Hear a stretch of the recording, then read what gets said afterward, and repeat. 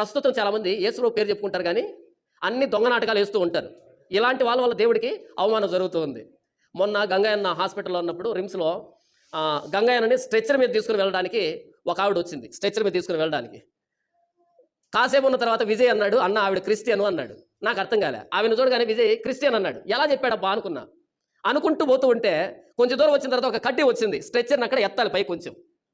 ఆవిడ స్ట్రెచ్చర్ ఇలా పైకి ఎత్తి ఆ బరువుకి యేసయ్యా అంటుంది. అంటే ఏమర్థమైపోయింది? ఆవిడ క్రిస్టియన్ అని అర్థమైపోయింది. సరే, నాకు కూడా కొంచెం అభిమానం పెరిగింది, ఒక క్రిస్టియన్ కదా అనుకున్నా మనసులో. స్ట్రెచ్చర్ తీసుకుని వెళ్ళా, మరలా స్ట్రెచ్చర్ మీద తీసుకుని వచ్చాం. బెడ్ మీద పడుకోబెట్టిన తర్వాత కంటితో సైగ చేస్తుంది పక్కకు రమ్మని. ఎందుకబ్బా అనుకుని పక్కకి వెళ్తే నాకేమైనా ఇవ్వవా అంటుంది. ఏమైనా ఇవ్వాలంట. ఏమైనా ఇవ్వమందని 100 రూపాయలు తీసి ఇచ్చాను. 100 రూపాయలు తీసి ఇస్తే అంతేనా అంటుంది. అంతేనమ్మా, ఆయన లేనోడే నేను కూడా లేనోడే, మేము ఉన్నోళ్ళమేం కాదు అని అన్నా. తల దించుకుని గబగబా బయటికి వెళ్ళింది.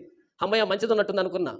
5 నిమిషాల తర్వాత మరలా బయటకు వచ్చి కనుతో పిలిచింది బయటికి వెళ్తే ఇంకొక ఆయన తీసుకుని వచ్చింది. ఆయన ఎవరంటే, ఏమయ్యా ఇంత దూరం స్ట్రెచ్చర్ మీద తీసుకుని వెళ్తే ఆవిడకి 100 రూపాయలు ఇచ్చేవి, ఇదేమైనా న్యాయమా అని చెప్పడానికి పిలుచుకొచ్చింది ఇంకొక ఆయన్ని. అప్పుడు అనిపించింది, ఇలాంటి క్రిస్టియన్స్ ఉంటే యేసు ప్రభు పరువు పోకుండా ఎలా ఉంటుంది? యేసయ్య అనే ప్రతివాడు క్రైస్తవుడు కాదు, జాలడు. యేసయ్య అని పిలుస్తున్నావంటే నీవు నష్టపోయినా సరే పక్కన వాడికి లాభం జరగాల. నీకు నెల నెల జీతం ఇస్తున్నారా లేదా? ఇస్తున్నారు. నెల నెల జీతం ఇస్తూ ఉంటే వాళ్ళే బ్రతకలే గవర్నమెంట్ ఆసుపత్రికి వస్తే వాడి దగ్గర కూడా స్ట్రెచ్చర్ లాగిన దానికి, బెడ్షీట్ మార్చిన దానికి, ఇంజెక్షన్ వేసిన దానికి, సెలైన్ పెట్టిన దానికి ప్రతిసారి డబ్బు అడుగుతున్నావు అంటే ఇక నువ్వు యేసయ్య అనడం వల్ల వచ్చిన ఉపయోగం ఏంటి? యేసయ్య అనని వాళ్ళు కూడా అదే పని చేస్తున్నారు కదా. ఒక క్రైస్తవుడు 10 మందిలో ఉన్నప్పుడు ప్రత్యేకంగా కనిపించకపోతే యేసయ్య అనడం మానేసి ఇంకెవరినైనా చూసుకోవచ్చు, మంచిది. యోసేపు ఏ పనిలో పెట్టినా సరే ప్రత్యేకంగా అనిపిస్తున్నాడు. కారణం ఏంటంటే యెహోవా అతనికి తోడై ఉన్నాడు. ఎందుకు తోడై ఉంటాడు చెప్పండి? దేవుడు మనకెందుకు తోడుగా లేడు? యోసేపుకి ఎందుకు తోడుగా ఉన్నాడు? ఒకసారి సందర్భాన్ని చదివి నేను దాన్ని వివరిస్తాను. యోసేపును ఐగుప్తునకు తీసుకుని వచ్చినప్పుడు ఫరో యొక్క ఉద్యోగస్తుడును రాజ సంరక్షక సేనాధిపతియునైన పోతీఫరునకు ఐగుప్తీయుడు అక్కడికి అతన్ని తీసుకుని వచ్చిన ఇష్మాయేలీయులతో అతను కొనెను. యెహోవా యోసేపునకు తోడై ఉండెను కనుక అతడు వర్ధిల్లుచు. ఎప్పుడు ఒక వ్యక్తి వర్ధిల్లుతాడు? ఒక వ్యక్తి వర్ధిల్లుతున్నాడు అంటే అర్థం ఏంటి? 1 యెహోవా అయినా సహాయం చేయాలి, 2 వాడు మోసం చేయడం అన్నా ప్రారంభించాలి. యెహోవా యోసేపునకు తోడై ఉండెను గనుక అతడు వర్ధిల్లుచు తన యజమానుడుకు ఆ ఐగుప్తీయుని ఇంట ఉండెను.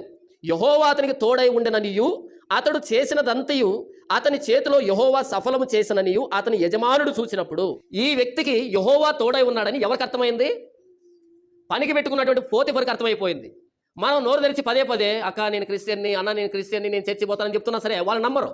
ఎందుకని? నోటితో చెప్పింది ప్రవర్తనలో కనిపించదు కాబట్టి. కానీ యోసేపు చెప్పలే నేను దేవుని నమ్ముకొనున్నా అని. యజమానుడికి అర్థమైపోయింది. యోసేపు ఏ పని చేసినా వర్ధిల్లుతుంది. యోసేపు ఎక్కడికి పంపించినా అది సఫలమవుతుంది. యోసేపు పని పూనుకుంటే అది నెరవేరుతుంది. యోసేపుకు దేవుడు తోడై ఉన్నాడన్న విషయం యజమానుడికి అర్థమైంది. మనం చర్చకు వస్తున్నాం అన్న విషయం పక్కింటోడు కూడా తెలియదు. ఎందుకో చెప్పండి?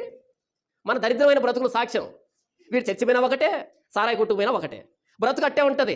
యెహోవా అతనికి తోడై ఉండననియు అతడు చేసినదంతయు అతని చేతిలో సఫలం చేసిననియు అతని యజమానుడు చూసినప్పుడు యోసేపు మీద అతనికి కటాక్షము కలిగెను గనుక అతని యొద్ద పరిచర్య చేయువాడాయను. అంటే పర్సనల్గా పెట్టుకున్నాడు, పర్సనల్ అసిస్టెంట్గా పెట్టుకున్నాడు. అతని యొద్ద పరిచర్య చేయువాడాయను. మరియు అతడు తన ఇంటి మీద విచారణకర్తగా నియమించి మరలా ఇంటి మీద సూపర్వైజర్గా పెట్టాడు. తనకు కలిగినదంతయు అతని చేతికి అప్పగించెను. తనకు కలిగినంత యోసేపుకి అప్పగించాడు. పోతీఫర్ ఎవరంటే మామూలు వ్యక్తి కాదు, ఫరో దగ్గర పనిచేస్తున్నటువంటి గొప్ప అధికారి. ఇంటినంతటిని, ఇంటి తాళాలు యోసేపుకి ఇచ్చేశాడు. ఎంత నమ్మకం ఉంటే చెప్పండి. అతడు తన ఇంటి మీదను తనకు కలిగినది అంతటి మీదను అతని విచారణకర్తగా నియమించిన కాలము మొదలుకొని యెహోవా యోసేపు నిమిత్తము ఆ ఐగుప్తీయుని ఇంటిని ఆశీర్వదించెను. యెహోవా ఆశీర్వాదము ఇంటిలోనేమి పొలములోనేమి అతనికి కలిగిన సమస్తం మీదను ఉండెను. అతడు తనకు కలిగినదంతయు యోసేపు చేతికి అప్పగించి తాను ఆహారము తినుట తప్ప తనకేమి ఉన్నదో లేదో విచారించిన వాడు కాడు. బానిసగా ఆ ఇంటికి వచ్చాడు. యోసేపు ఎలా అయిపోయాడంటే ఈ ఇల్లు యోసేపు దండి అనే స్థాయికి వచ్చాడు. పోతీఫర్ ఏం చేస్తాడంటే సమయానికి వచ్చి భోంచేస్తాడంతే. ఇంట్లో ఏముందో ఏమి లేదో పట్టించుకోవట్లే. కారణం ఏంటో తెలుసా? నాకంటే నమ్మకస్తుడు యోసేపు.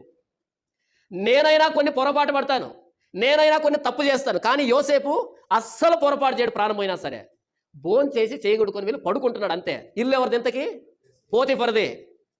కానీ బయట ఇల్లు యోసేపుదే. పొలంలో ఏం పని జరగాలో యోసేపే చెప్పాలా?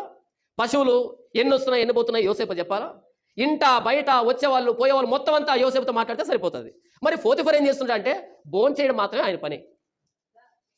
ఎంత నమ్మకాన్ని సంపాదించాడు చూసారా? దేవుడు తోడై ఉంటే మనుషులు మనల్ని అంతగా నమ్ముతారు.